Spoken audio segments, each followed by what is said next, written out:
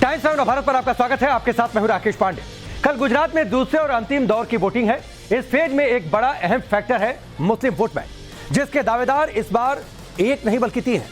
अब तक कांग्रेस के पक्ष में एक बड़ा हिस्सा मुस्लिम वोट बैंक का शिफ्ट होता रहा है, लेकिन इस बार ओवैसी ने अपने तेज तर्रार तकरीरों के साथ चुनावी मैदान में 13 उम्मीदवारों को उतारकर कांग्रेस के लिए चुनौती बढ़ा दी है। ओवैसी अब चुनाव प्रचार खत्म कर हैदराबाद वापस लौट चुके हैं, पर सवाल यह है क्या ओवैसी फैक्टर दूसरे फेज के सियासी चैप्टर में कोई कमाल दिखा पाएगा, और अगर ऐसा होता है तो यह फायदा किसके हिस्से आएगा। रिपोर्ट देखिए। ये लिखा जाएगा कि गुजरात में 7 फरवरी 2021 को एक ऐसा शख्स आया जिसकी गुजरात वालों को बरसों से तलाश है, और उसका नाम ये खामोश मिजाजी तुम्हें जीने नहीं देगी। ये खामोश मिजाजी तुम्हें जीने नहीं देगी। इस दौर में जीना है तो कोहराम मचा दो। कुछ इसी अंदाज में एआईएमआईएम का मजहबी झंडा लेकर गुजरात संग्राम में कोहराम मचाने उतरे हैं सीनियर ओवैसी। एक दौर निपट चुका है। दूसरे दौर की वोटिंग के बाद ओवैसी की मजहबी राजनीति पर गुजरात की जनता का जवाब लॉक हो जाएगा। दूसरे फेज की लड़ाई के सेंटर में है मुसलमान, वो वोट बैंक जिस पर नजर कांग्रेस के अलावा 2 नए नवेले दावेदारों की है, एक आम आदमी पार्टी और दूसरी ओवैसी की एआईएमआईएम।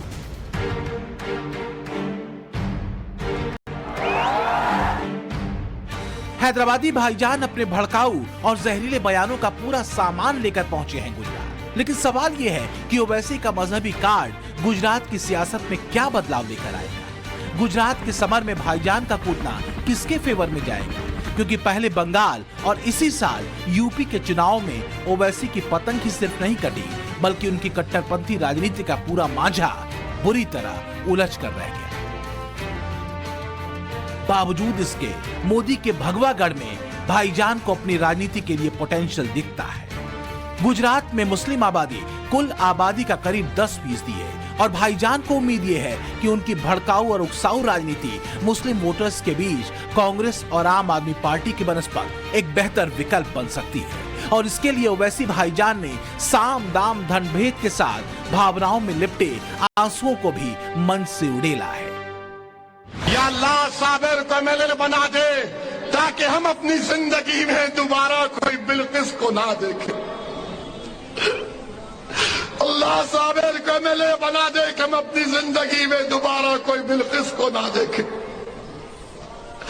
अल्लाह साबिर को कामयाब बना दे अल्लाह, ताकि हम अपनी बेटियों को इस तरह बेबस ना देखें। ओवैसी ने जहरीले तेवर और तीखे तंज के बाद गुजरात में वो इमोशनल कार्ड चला है जो उनकी अब तक की कट्टरपंथी सियासत के फेल होने से उपजी बेचैनी के इश्तेहार की तरह दिखता है। तो क्या ओवैसी के आंसू कोई धांसू परिणाम मजलिस के खाते में लिखेंगे, या फिर उसका खाता उसी शून्य पर अटकेगा जो योगी के यूपी और दीदी के बंगाल में उन्हें मिला। ये बात आगे की है, लेकिन ओवैसी की अब तक की राजनीति ने यह तो तय कर दिया है कि वो मुसलमानों का मसीहा बनने के लिए अच्छे खासे बेताब है, और वो इस नैरेटिव को मजबूती से गढ़ना चाहते हैं कि मुसलमानों का भला सिर्फ मुसलमान ही कर सकता है। ऐसे नाजुक वक्त में जब ये तमाम हालात हर किस्म से हमको पुकार पुकार कर कह रहे हैं कि मुत्तहिद हो जाओ, इत्तेहाद पैदा करो, देखो तुमको परवरदिगार ने तुमको सोचने और समझने की सलाहियत दी है।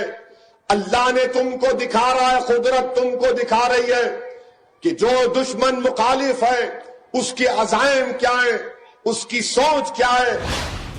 तो ओवैसी सब कुछ कर रहे हैं, दहाड़ रहे हैं, चुनावी मंचों से लतीफे सुना रहे हैं, मजमा लगा रहे हैं और टेसुएं बहा रहे हैं। सवाल है गणित किसका गड़बड़ाएंगे, गुजरात में क्या गदर कर जाएंगे।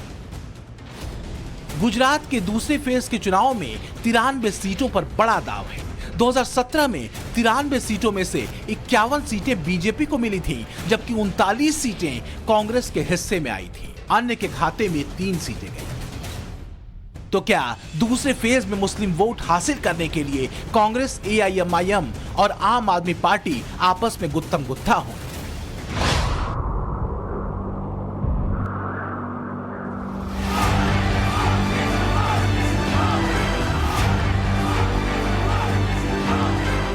लेकिन इस बीच अहमदाबाद के भगवागढ़ में एक बड़ी लहर ने हलचल मचा दी है। तो क्या मोदी के रिकॉर्ड रोड शो ने अहमदाबाद में मुस्लिम वोटर के मन और मिजाज पर भी असर डाला है? कल प्रधानमंत्री नरेंद्र मोदी ने एक बार फिर तीसरा रोड शो किया। तकरीबन 15 किलोमीटर लंबा ये रोड शो था। वो एयरपोर्ट से उतरे और फिर अपने सर्किट हाउस गए और सर्किट हाउस से उन्होंने लगभग 3 विधानसभा कवर करते हुए दिल्ली गेट से होते हुए ये खानपुर का इलाका कहलाता है। यही वो रास्ता है सामने का जहां से प्रधानमंत्री का काफिला यहां से निकला था और यहां पर दोनों तरफ जो है जबरदस्त तरीके से लोगों का हुजूम उमड़ा हुआ। गुजरात में मोदी आएगा। मोदी जी, हाँ, मोदी ये तो मुमकिन है। ओनली मोदी। क्या नाम है? मेरी बात सुनो, जब तक सूरज चांद रहेगा मोदी तेरा नाम रहेगा। और गुजरात में ठीक ठाक काम किया उन्होंने? अच्छा काम किया है। अच्छा काम किया है। तो भाजपा सरकार फिर बन सकती क्या? अब बन रहेगी, बन जाएगी। दूसरी फेज के इलेक्शन में सबसे ज्यादा सीटें आती हैं अहमदाबाद में, जहां पिछले चुनाव में आधी से ज्यादा सीटों पर बीजेपी का परचम लहराया था। बीजेपी को 21 में से 15 सीटें मिली थी, जबकि कांग्रेस को महज 6 सीटें हासिल हुई थी। प्रधानमंत्री नरेंद्र मोदी ने अहमदाबाद की सड़कों पर भव्य रोड शो किया और बीजेपी ये मानकर चल रही है कि प्रधानमंत्री नरेंद्र मोदी का ये रोड शो उनके लिए गुजरात विधानसभा चुनाव में गेम चेंजर साबित होगा। इस वक्त मैं जमालपुर खाड़िया विधानसभा सीट में हूं और ये मां भद्रकाली का मंदिर है जहां पर कल प्रधानमंत्री ने आकर पूजा अर्चना की और उसके बाद से सड़कों पर बीजेपी का दावा है कि लगभग 10 लाख लोग उतर आए प्रधानमंत्री नरेंद्र मोदी को देखने के लिए, उनको सुनने के लिए। 27 साल से तो बीजेपी यहाँ पर है। बीजेपी यहाँ कोई दिक्कत नहीं है हमें। हाँ। सब अच्छा है। यहाँ कोई भी आवे पर यहाँ मोदी जी को कोई हरा नहीं सकता। क्यों? क्योंकि उनका ये गढ़ है, कोई कितनी भी ऑफर देवे पर जो चलेगी तो मोदी की चलेगी। महंगाई कम हो जाना, मोदी ने रोड शो करा है तो आ जाएगा। 15 साल ने रोड शो किया है तो मोदी जी आ जाएंगे। अब जरा इन सीटों पर मुस्लिम फैक्टर और उसके असर को समझिए। अहमदाबाद की 5 सीटों पर मुसलमान बेहद असरदार हैं। आबादी के लिहाज से मुस्लिम वोट बैंक यहाँ गेम चेंजर साबित होता है। जमालपुर खाड़िया में 60% मुस्लिम आबादी है, दाड़ी लिमडा में 48%, दरियापुर में 42%, वेजलपुर में 35% और बापू नगर में 28% मुस्लिम आबादी है। और इसलिए ओवैसी मुस्लिम कार्ड लेकर गली गली घूमते कौम की दुहाई दे रहे हैं और कांग्रेस के वोट बैंक में सीधी छापेमारी कर रहे हैं। साबिर और पतंग, साबिर और पतंग, साबिर और पतंग, बाकी सब खत्म। लेकिन ओवैसी का आग राग खुद शाही इमाम को बेदाग नहीं दिख रहा। डर मुस्लिम वोट बैंक के बंटने का है। खबर तो यह भी है कि व्हाट्सएप ग्रुप बनाकर हवा बनाई जा रही है। शाही इमाम को लगता है कि मुस्लिम वोट बटा तो फिर बीजेपी बाजी मार जाएगी। वोट डालना ये हमारा जमहूरी हक है और हमारे मजहब के एतबार से वोट की अहमियत ये है कि जैसे किसी के हक में गवाही देना। हम कोर्ट में जाते हैं तो किसी एक की तरफ से गवाही देते हैं, तो वोट का जो है यही अहमियत है उसकी, यही जो है उसका मकाम है।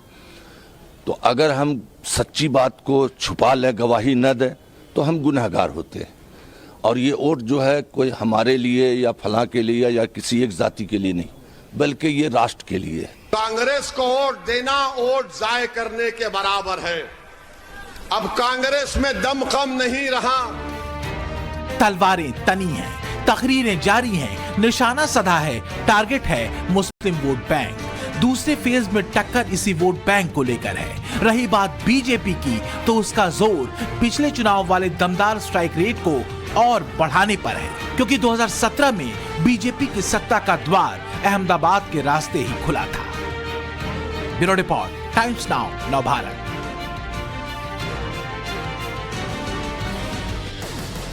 दरअसल असल मुद्दा है वोट का वो गणित जिसके दम पर विपक्ष बड़ी उम्मीद बांधता रहा है, खासतौर पर कांग्रेस पर। जिस तरह से आक्रामक चुनावी रैलियां ओवैसी ने मजहबी लकीर पर गुजरात इलेक्शन में ताबड़तोड़ 18 रैलियां और 2 रोड शो किए, वो काबिल गौर है।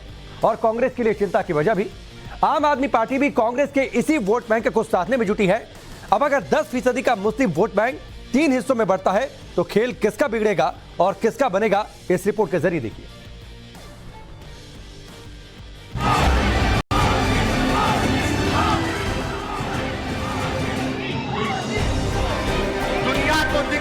के लिए रिवर फ्रंट, मगर जो मुस्लिम और दलित इलाके हैं वहां पर पीने का पानी की लाइन नहीं। दूसरे फेज में ओवैसी की मजहबी सियासत कितना असर दिखाएगी? दूसरे फेज में AIMIM का कौम का दांव कितना कारगर रह पाएगा?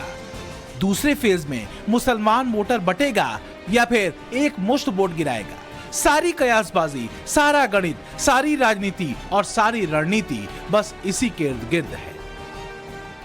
ओवैसी अपने रट्टा मार मुद्दों के साथ तकरीरों पर तकरीरें कर रहे हैं, लेकिन जामा मस्जिद के शाही इमाम कहते हैं ऐसी किसी भी तकरीर के फेर में ना आए मुसलमान। दरअसल डर ध्रुवीकरण का है।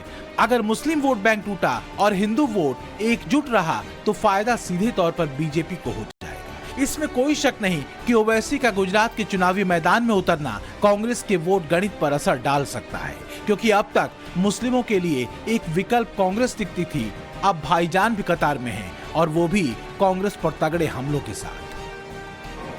क्या आपने कभी कांग्रेस को इतना परेशान देखा? क्या आपने जमालपुर में कांग्रेस को इतना परेशान देखा?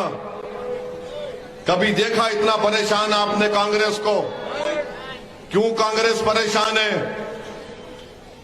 कांग्रेस इसलिए परेशान है कि आपके वोट की कीमत और अहमियत बढ़ गई जब से मजलिस यहां पर आ गई। मुद्दा सिर्फ विकल्प का नहीं है, उन तेज तर्रार हमलों का है जो कांग्रेस पर करके ओवैसी अपने आप को मुसलमानों का रहनुमा बताने में लगे हैं। लेकिन मजहबी लकीर ही सही, वोट बैंक इंटैक्ट रहे, अब इसकी चिंता दूसरे फेज की वोटिंग की दस्तक के पहले सुनाई दे रही है। सवाल यह है कि क्या ओवैसी फैक्टर वास्तव में मुस्लिम वोटर के लिए बेअसर है?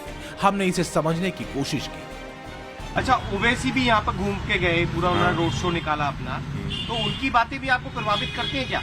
नहीं, ओवैसी की बातें प्रभावित नहीं करती। सिंपल चीज है, किसी की बातें प्रभावित नहीं करती। हाँ। सबका मुद्दा एक ही है, सबका कॉमन सेंस की बात करता है। हाँ। आदमी को सिर्फ वो बोलते हैं ना, माइंड चेंज करता है, माइंड वॉश करता है। हाँ। उससे कोई मतलब नहीं है, सबको सबके माइंड है। सब अपनी अपनी जगह पे अभी बरोबर है, बरोबर। ओवैसी है, भाजपा सरकार है, कांग्रेस है, अपक्ष है, उनकी जगह पे अभी सब सही है।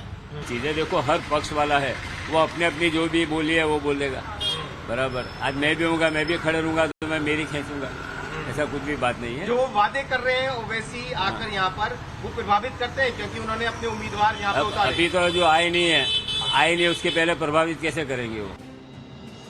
ओवैसी सीधे और तीखे हमले कांग्रेस पर कर रहे हैं। कांग्रेस कह रही है कि ओवैसी सिवाय मुस्लिम वोट काटने के कुछ और नहीं करेंगे, लेकिन सवाल यह है कि अगर ऐसा हुआ तो फिर दूसरे फेज में क्या सीटों का गणित पहले जैसा होगा या फिर वो भी बदलेगा? क्या चुनावी घमासान में ध्रुवीकरण होगा? अगर ध्रुवीकरण हुआ तो असर किस पर होगा? और क्या कांग्रेस के लिए बड़ी चुनौती बन गए हैं ओवैसी? मैं आपके लिए लड़ता था, लड़ता रहूंगा।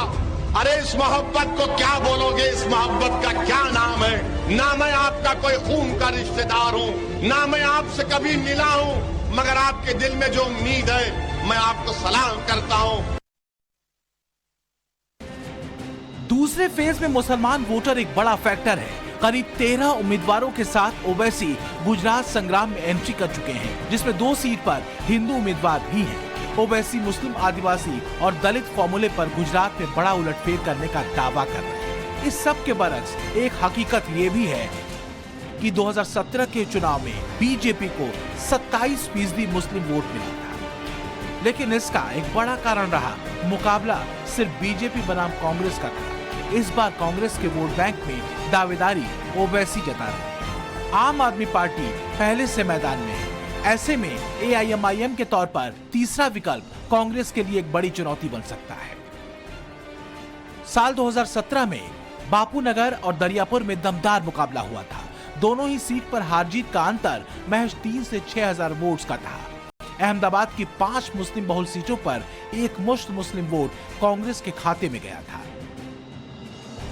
जिसका नतीजा ये हुआ कि कांग्रेस को मुस्लिम बहुल 5 सीटों में से 4 सीटें मिली, जबकि 1 सीट पर बीजेपी का कब्जा हुआ। इस बार मुकाबला फंस सकता है। डर मुसलमानों के वोट बैंक के बंटने का है। अगर वोट बटा तो कांग्रेस की नैया डगमगा सकती है और इसका फायदा सीधे तौर पर बीजेपी को। Bureau report, times now, Navbharat.